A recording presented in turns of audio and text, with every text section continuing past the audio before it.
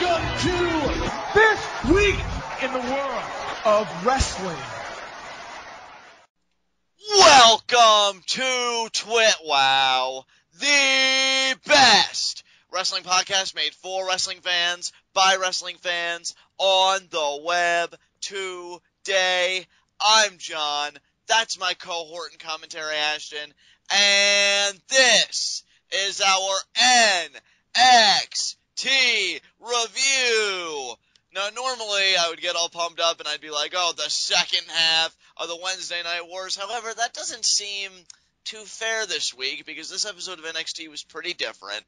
What this was, more or less, was NXT is Itami, because we really got to see Hideo Itami's progression through the Wrestlemania Axxess tournament to earn his spot in the Andre the Giant Memorial Battle Royal. We pretty much saw the semifinals of the tournament and the final matchup. And I gotta say, despite all that, and plus a bunch of other extra content that we will talk about, you know, featuring Itami and just the WrestleMania atmosphere. But despite that fact, I did enjoy this episode, and we still got two things to look forward to next week. So I'd say this was still a solid episode of NXT, all things considered. What did you think, Ashton? Yeah, I mean, it was okay. I'm not over the top about it. I'm not super happy that we got pretty much an entire episode dedicated to just something that happened 2 weeks ago. I mean, it's great that it was about Hideo Itami, and it's awesome that they kind of put the effort into building him up more, but I'm not in love with the fact that they had this now. I wish they would have done this live while it was happening. Yeah, that would have been awesome. See, now that would have been a really worthwhile episode of NXT. I mean, here it was harmless, but compared to really the epic just episode of Lucha Underground we got tonight, it's more like NXT was kind of here to almost bring us down and not really keep us up in a way. And I don't even mean that in a bad way. You know, just you get something like this, and how enthused are you really going to be about it when you already know how it all shook out? But that said, let's just get to talking about it. I don't even really feel like we have to discuss like any heats of the night. I didn't have any problem with this episode. I don't really know what you could complain about it because, again, this is kind of a recap sort of deal. Did you have like any complaints about it at all that you'd want to air out? No complaints, no. I mean, yeah, I can't even like go out of my way to think of like, oh, they could have done this a little bit better. But yeah, I'm just, it's hard to complain about something when it's in this format. Exactly. I feel like it kind of renders itself to be a moot point. I think the complaint is that they decided to go with this style of episode at all, really. Yeah, exactly. I think you hit the nail right on the head there. So with that said, let us get right on to our NXT review. And of course, we've already laid the groundwork of what you can expect tonight. And we go right into the first semifinal bout. It was, that's right, Hideo Itami versus Adrian Neville. Yeah. And, you know, the crowd's great here, and it's a great back-and-forth matchup. I loved your personal soundbite that you said you really love how Adrian Neville can just flip the switch on being a heel at any moment, because he was really healing it up in this match, taking his time to get back in the ring. Almost seemed like he got a little mouthy with fans at some points. So it's great that he has that versatility to him, and that could really pay off now that he's on the main roster. You know, it just kind of reminds me, yeah, he can play heel, and he can do it pretty damn well. So that's great. Certainly extends his stock on the main roster. But yeah, it was a great back-and-forth effort. End of the match comes, you know, we think Adrian Neville's going to go for the red arrow. He doesn't. It looks like, you know, kind of a shooting star press kind of form, but he lands on his feet. Itami gets him in the corner, though, a little bit more back and forth. Drop kick in the corner.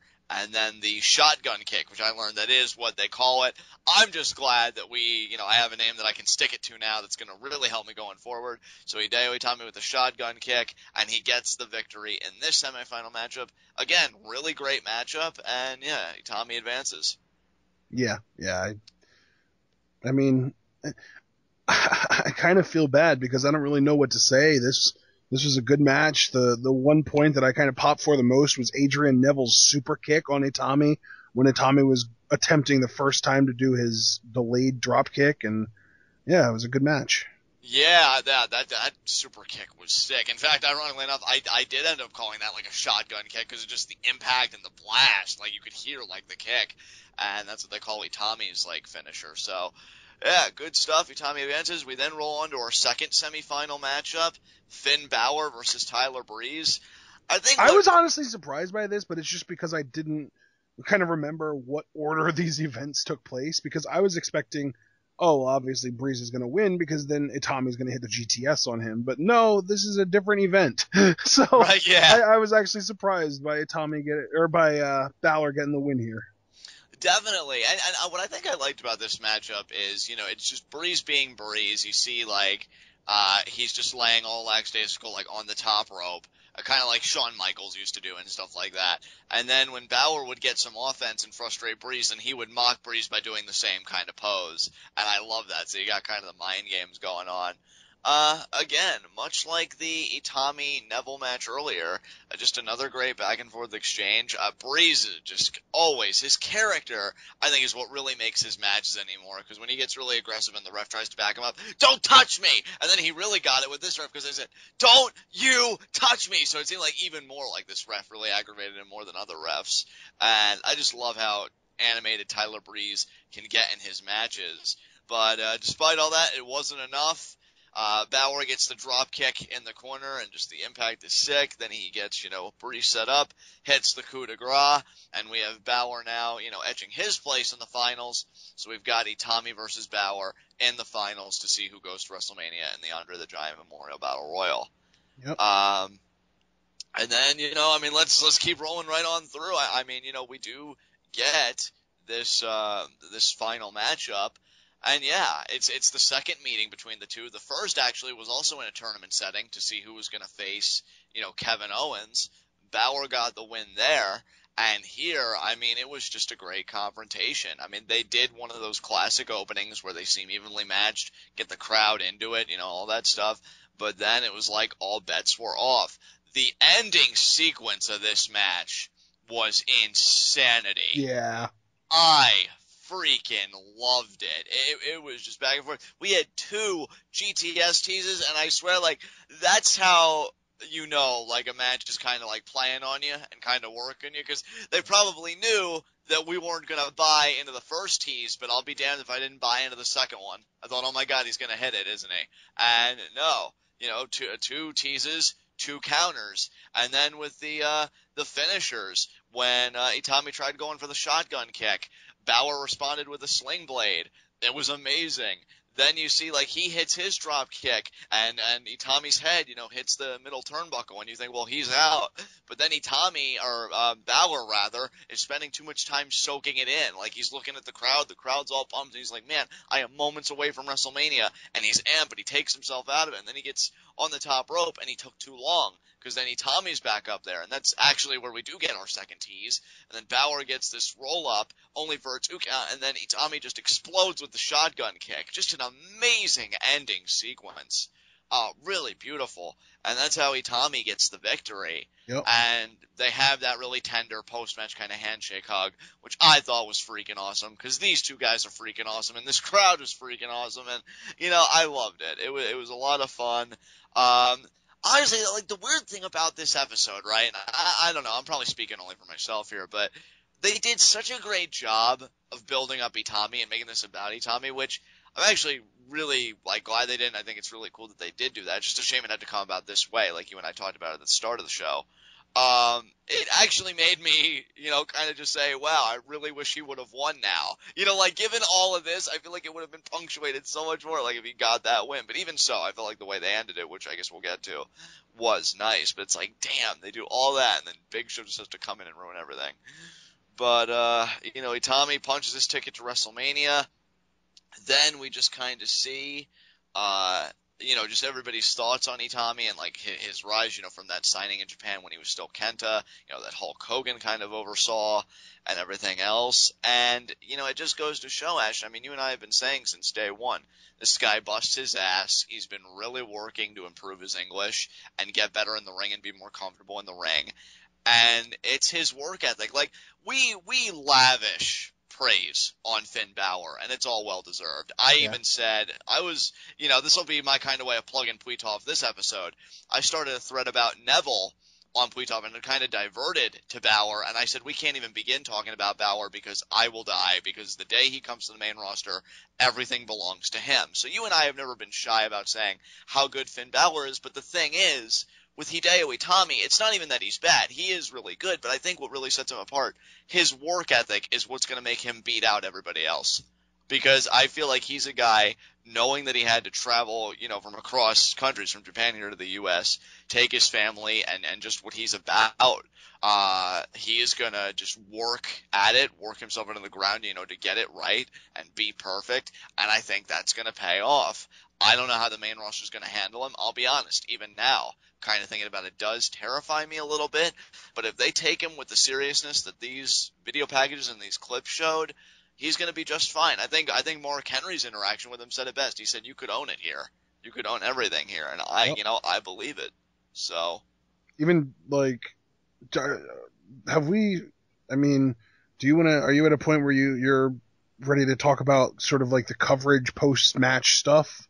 Yeah, dude, let's get into it, man. Yeah, because Daniel Bryan gave him a glowing endorsement. He said he is the best, he's the best kicking wrestler in the world, and he said, basically, yeah, I think I have pretty good kicks, but Hideo Itami's the best.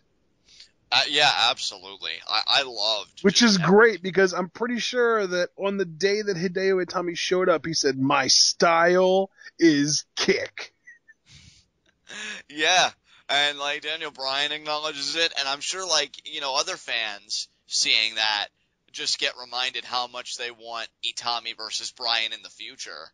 And just all these, performers talking about Itami this way. I mean, again, I loved what Mark Henry had to say. You were great out there. You could own it here. Xavier Woods seemed so happy for him. Hell yeah, you go out there and you take it. I love the interaction with Seth Rollins, where he was like, man, it took me 3 years to get to WrestleMania. You do it in 6 months. Go figure. And it just, again, It shows. I really feel like seeing all that, it at least gave me the comfort. I don't know if that's going to translate into reality, but it gave me the comfort that even when he's done in NXT and he, ties up those loose ends and he takes care of all the business he wants to, the main roster will take care of him. Now, I'm cautiously optimistic. I'll put it that way. But yeah, and then Big Show saying, I look forward to working with you more, and that whole thing. I think they know what he's about. And, then they show kind of the clip from the live event, in Florida in that big arena with over 5,000 people, which, by the way, they did some coverage just on that in general and how it sold out so quickly, because NXT is just a freaking phenomenon. But, with Itami specifically hitting the GTS on Breeze, and you have Hulk Hogan saying, well, he innovated that maneuver. So it was kind of like him taking it back. Yeah, that was awesome. Yeah, hearing Hulk Hogan say it, and we can say what we want about Hulk Hogan, but I mean, he is a legend. That's, I think, just indisputable. For sure. And just seeing him say, all this good stuff about Itami. I love, too, because, I kind of groaned a little bit, admittedly, when he was talking about how he was in Japan to kind of oversee Itami signing. And he's like, it was a long time since I reunited with my Japanese Hulkamaniacs. And I'm like, oh, God, Hulk, please don't make this about you. Yeah. But then he said when Itami came out, I didn't expect the reaction to get louder. And you could, hear in his voice and, see in his face, he, I think, really, it crystallized for him how big a deal that Hideo Itami is. He was still Kenta then. But, just to get that kind of endorsement from Hogan, I think was awesome. I just really love that they just did this kind of superstar build. Again, I would have loved it even more if the placement was better. But I hope, maybe this becomes an annual thing, in the post-WrestleMania season. You just spotlight one superstar's kind of journey to Mania if they keep giving them opportunities for this Battle Royal. Cause I think it just got me even more excited for just everything that Hideo Itami's about. So I thought it was really well done. Yep. I mean, hell, we also, like I said, got some glimpses into next week. We know Dana Brooke is going to be debuting next week. And as far as matches go, Sami Zayn's going to go one-on-one with Rhino. So, damn. I'm very curious, because here's the thing. This will be Rhino's first real legitimate test since returning to the company, under the NXT brand. He's only been goring jobbers up until this point. Didn't he face Bull Dempsey? Did he? I don't think he faced Bold MC, dude. Didn't he? Oh, okay. I thought he did. Okay. Yeah, I think he's just been squashing guys up until this point. Man. And I think this is going to be his first real test. I'm kind of weary about it. I don't know, like, how they're going to handle it, and I'm hoping, I really do believe Sami Zayn's going to get the win. I'm not really worried about that. Just hoping that Rhino can keep up, and it'll be a pretty decent match.